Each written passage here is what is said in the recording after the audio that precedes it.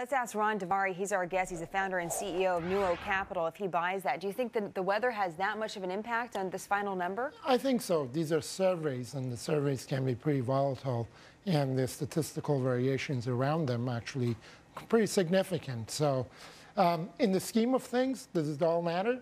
We were talking about, we've lost about 8 million jobs overall. Right. And, whether it's going to be plus or minus 50,000, we really need to look at the longer direction, and that's really where the market is going to focus on. I think the volatility month to month and quarter to quarter is not going to be as much of a big factor. And that's one of the reasons the market are doing fine today. And that's what was going to lead me to the second question of whether or not, we heard these reports from Asia overnight. Well, investors are anticipating the jobs report to show losses, but the right trend.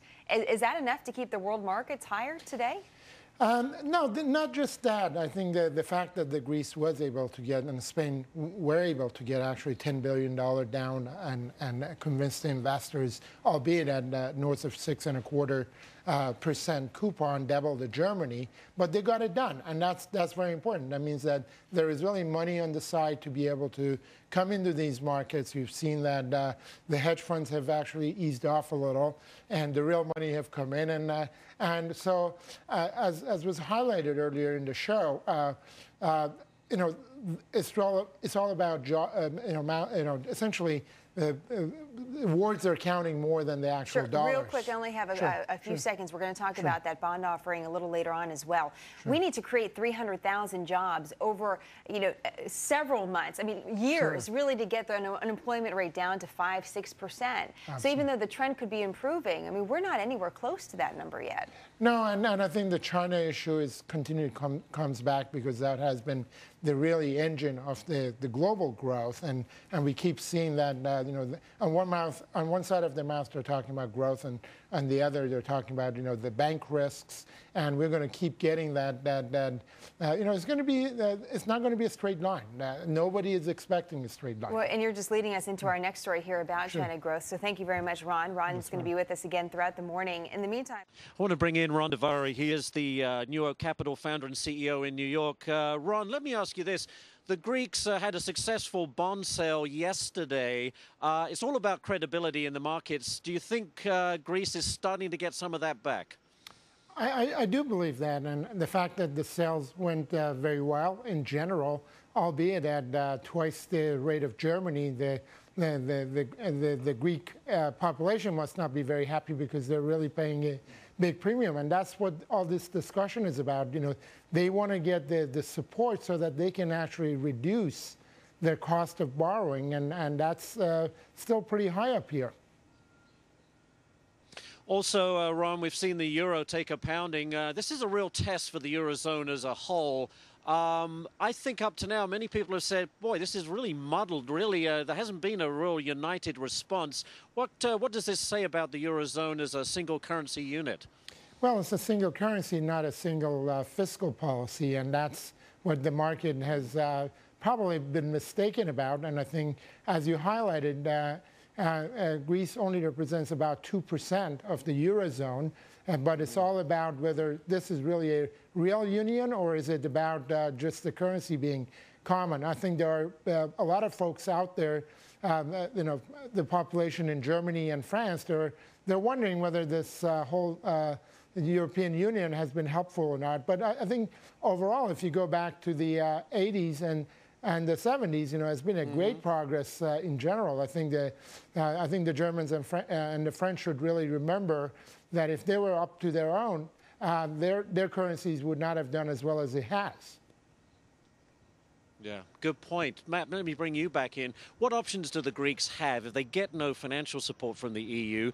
What is the likelihood they would turn to the IMF? Jean-Claude Trichet said yesterday, we don't want that. Well, that could raise some interesting issues. I mean, the Greeks have not said explicitly we're going to the IMF, but at the same time, they have dropped hints and clues, if you will, that, okay, we need to leave every door open to our problem and getting it solved.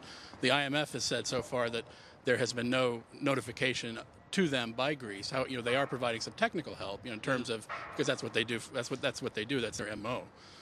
Well, what's interesting is, I guess from a rules standpoint, of which the EU operates under, there's really no provision for a bailout, is there? No, there is not, and that's why that Germany is very direct that these rules need to be stuck to, because these rules are there for a reason, and that this thing can be solved within the European Union itself. Papandreou has been blaming the media for using the term bailout, saying we don't want the German taxpayers to pay for our pensions and our vacations and so on. But if it's not a bailout, what is it? Perhaps it's a sign of solidarity. Okay, very quickly, Ron, let me bring you back in.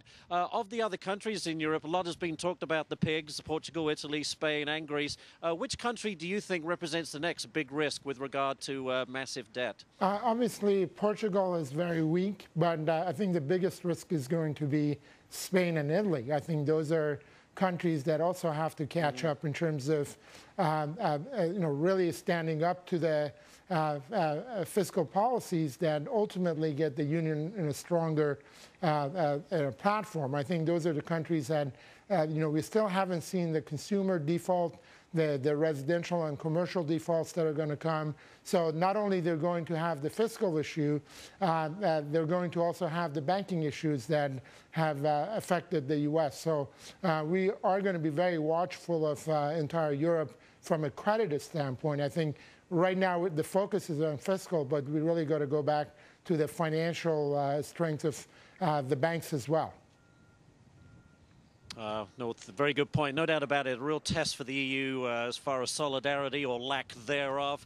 Matt here in freezing cold Berlin, and Ron back in New York. Gentlemen, thank you both for talking to us. The Academy Awards are this weekend, and many viewers in the New York area may be blacked out from seeing it.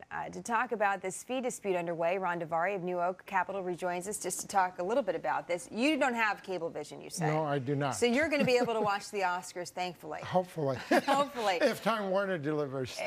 Which we all, fingers crossed. So this is between Cablevision and Disney. The ABC correct. Local, the ABC here is saying, listen, we're not getting the cut from Cablevision, who's charging their customers. Cablevision out with an interesting ad in the New York Times to saying the ABC is Disney's money grab, asking for an outrageous amount, blackmailing viewers, and charging for what's already free. Are they going to resolve this? I think they will, just the very last minute, and that's just that's as the typical. red carpet is ending, you're saying? Right. Hopefully a couple of minutes before then. So is this I mean, if there is a resolution, is this now the game changer? We saw this deal between Time Warner and Fox earlier, late last year, I should say.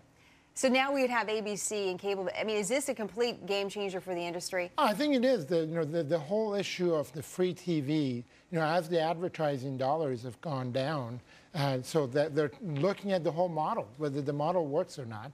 So they're saying, why are they charging $18 to $20 a month the customers, and they're not getting any effect? Who do you think? That's Disney's argument. The winner here, and is it going to be the cable companies? Is it going to be ultimately? the media I think companies? the loser, we know who they are, the viewers, right? Yeah. We're going to have to pay up because the viewers are subsidized by the advertising dollars. As advertising dollars go down, somebody has to pick up that slack, and everybody's going to pass it down. And I think ultimately it's going to end up being the viewers that are going to have to pay to watch the Oscars. Why do you think this hasn't happened earlier? I mean, this has been the relationship for years. So why is it happening now? I think it has to do with, when we hit the bottom on economy, a lot of issues come up. Things that people were able to overlook because they were making money somewhere else.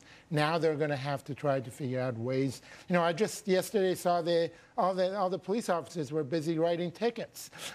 Now they actually have to work. They're no longer at the Dunkin' Donut. They're actually writing tickets. Not on your car, right? No, I don't have one. I was just wondering if there was a personal issue. It could be. It could be. Good point, though, Ron. I appreciate it. Ron's going to be with us throughout the morning, and Adam Shapiro is going to be with us as well.